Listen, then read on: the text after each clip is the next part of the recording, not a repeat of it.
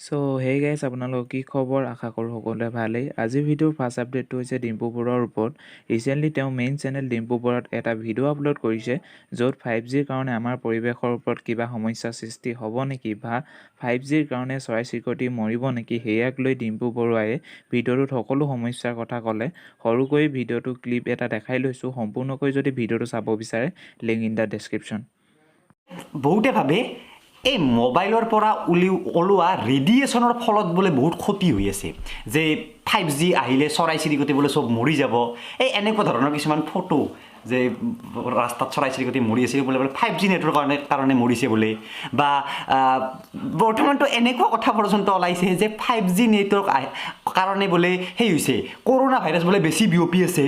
বা যি 4G network আমি চলাই আছোঁ সেইটোৱে বোলে আমাৰ বেমাৰ আজাৰ কৰিছে ৰেডিয়েশ্যনৰ ফলত বোলে অমুক হৈছে কেঞ্চাৰ হৈছে ভোগ হৈছে তমুক হৈছে বোলা তো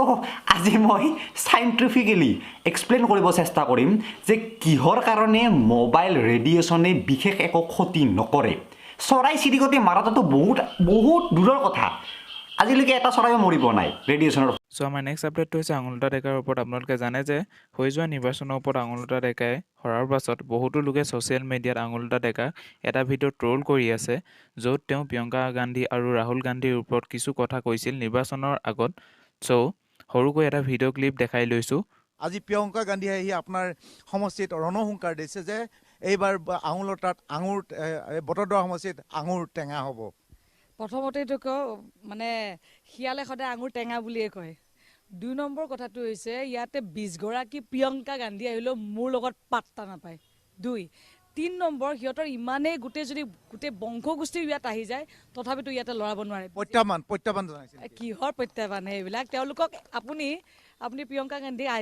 আজি আহোঁতে সুধিব লাগিছিলে যে পটককৈ যদি তেওঁক সুধি দিয়ে যে পৃথিৱী সূৰ্যৰ চাৰিওফালে ঘূৰে নে সূৰ্য পৃথিৱীৰ চাৰিওফালে ঘূৰে 10 মিনিটমান ভাবি থাকিব তেওঁলোকৰ মানে জ্ঞান হৈছে ইমানটোৰ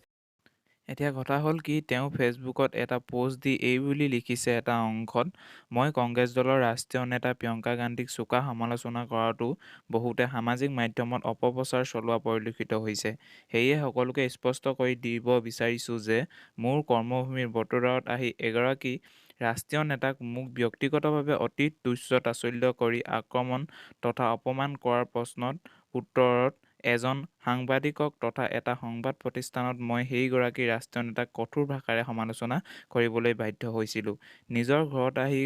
কোনোৱে মোক তুচ্ছ তাচ্ছিল্য কৰি ব্যক্তিগত আক্ৰমণ কৰা কাৰ্যক মই সহজভাৱে গ্ৰহণ কৰিব পৰা নাছিলোঁ চ' আপোনালোকে আঙুৰলতা ডেকাৰ ওপৰত কি মন্তব্য দিব বিচাৰে কমেণ্ট ছেকশ্যনত জনাব পাৰে তো আজিলৈ ইমানেই আছিল যদি ভিডিঅ'টো ভাল লাগে প্লিজ লাইক শ্বেয়াৰ এণ্ড যোনসকলে মোৰ চেনেলটো নতুন হয় প্লিজ চেনেলটো ছাবস্ক্ৰাইব কৰি দিবা তো আজিলৈ ইমানেই বাই বাই